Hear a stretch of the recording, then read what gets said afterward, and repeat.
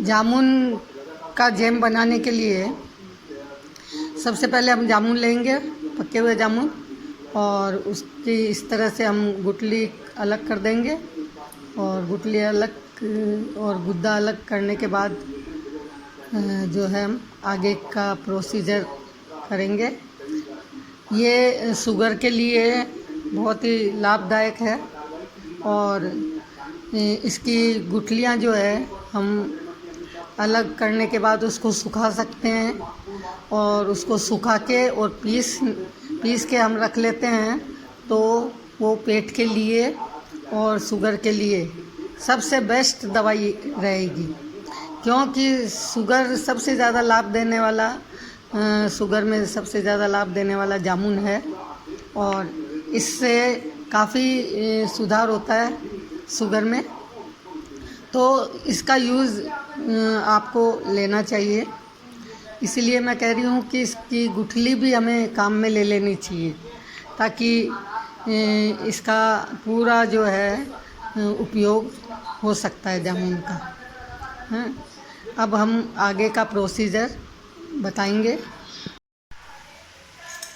जामुन का गुद्दा निकालने के बाद हम इसे मिक्सी में डालेंगे, और मिक्सी में डालने के बाद आराम से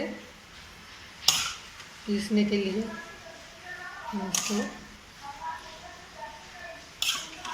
मिक्सी में डाल लेते हैं।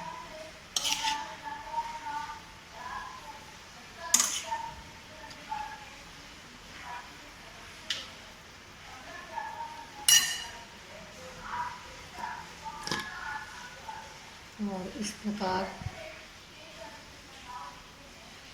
हम मिक्सी को पीस लेंगे।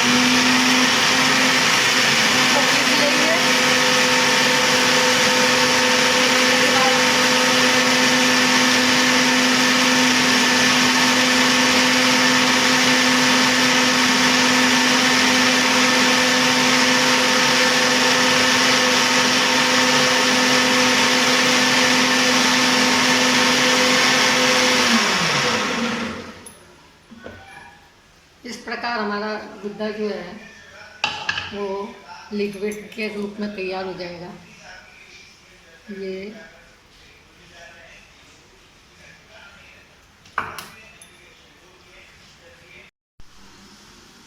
इस तरह से कढ़ाई में थोड़ा सा घी लगा दिया, और इसमें जो है ये जामुन का लिक्विड हम डाल रहे हैं। जामुन का लिक्विड डालने के बाद हम इसमें चीनी मिलाएंगे।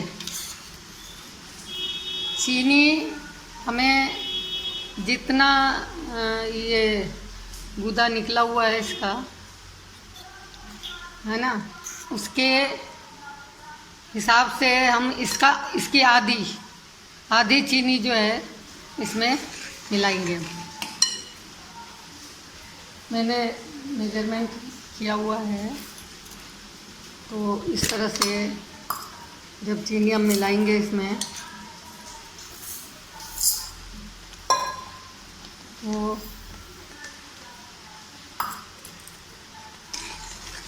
फिर इसको सिम पे रखना है अपने को। बिल्कुल धीरे धीरे धीरे धीरे इसको हिलाते रहना है। हिलाने के बाद फिर जब तो गाढ़ा होने लगेगा, इसका पानी जो है इसका रस कम होने लग जाएगा, गाढ़ा होने लग जाएगा। उसके बाद हम इसे निकालेंगे। थोड़ी देर इसको हिलाते रहना है, कम से कम 15-20 मिनट तक इसे हमें हिलाना पड़ेगा। इस प्रकार जब गाढ़ा हो जाता है ये,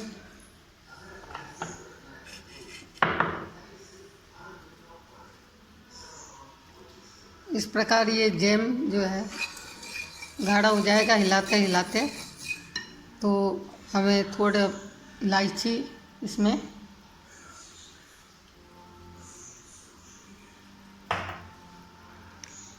1 छोटा चम्मच इसमें इलायची डालनी है पीसी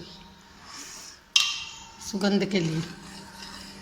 तो इस प्रकार जो है ये हमारा जैम तैयार हो जाएगा और ठंडा होने पर इसे जो है बोतल में भर के रख सकते हैं, कई दिनों तक चलेगा। इसे ब्रेड के लगा सकते हैं, छोटे बच्चे पराठे के लगा के खा सकते हैं। इसका यूज़ किसी भी प्रकार हम ले सकते हैं। जामुन जो है पका हुआ जामुन होना चाहिए और जामुन के पका हुआ जामुन लेने से क्या है कि उसका गुद्दा आसानी से निकल जाता है। जामुन जहाँ लाभ देता है वहाँ नुकसान भी करता है। 10-15 जामुन हम एक साथ खा सकते हैं, उससे अधिक फिर ज़्यादा लाभ नहीं करता है, नुकसान ही करता है। उल्टी होने लग जाएगी या पेट में जलन होने लग जाएगी या पेट में मतलब अजीब सा तुम्हें महसूस होने लगेगा। इसलिए 10-15 जामुन से ज़्यादा नहीं खाने हैं। और जामुन जो है भूखा पेट कभी भी नहीं खाना है, क्योंकि कई लोगों की इच्छा होती है कि अच्छा जामुन दिख रहा है, सुबह उठते ही जब जामुन नज़र आता है तो मुंह में रख लेते हैं। 1-2 खाने से तो कोई नुकसान नहीं है, लेकिन आप जब ज़्यादा जामुन खाते हैं भूखे पेट तो वो पेट के लिए नुकसानदायक होता है। और जामुन जो है हमारे शुगर के लिए, जिसको शुगर की बीमारी है उसके लिए रामबाण मतलब काम करता है। ये रामबाण दवा है एक तरह से।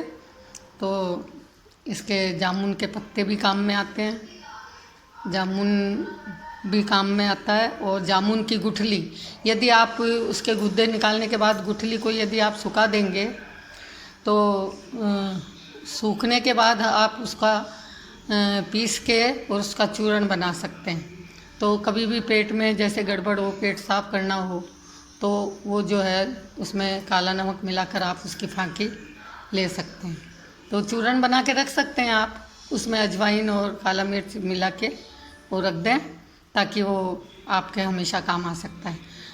और ये जैम जो हमने बनाया है, जैम भी आप बच्चों को जैसे ब्रेड में लगा के या किसी भी प्रकार इसको यूज़ कर सकते हैं।